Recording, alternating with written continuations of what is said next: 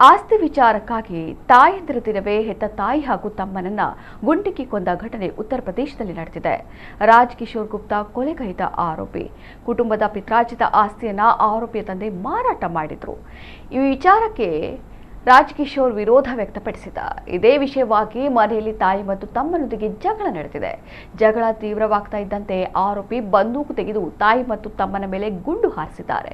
ಗಂಭೀರವಾಗಿ ಗಾಯಗೊಂಡಿದ್ದ ಇಬ್ಬರನ್ನ ತಕ್ಷಣವೇ ಆಸ್ಪತ್ರೆಗೆ ದಾಖಲಿಸಲಾಯಿತಾದರೂ ಆದರೆ ಚಿಕಿತ್ಸೆ ಫಲಕಾರಿಯಾಗದೆ ಇಬ್ಬರು ಮೃತಪಟ್ಟಿದ್ದಾರೆ.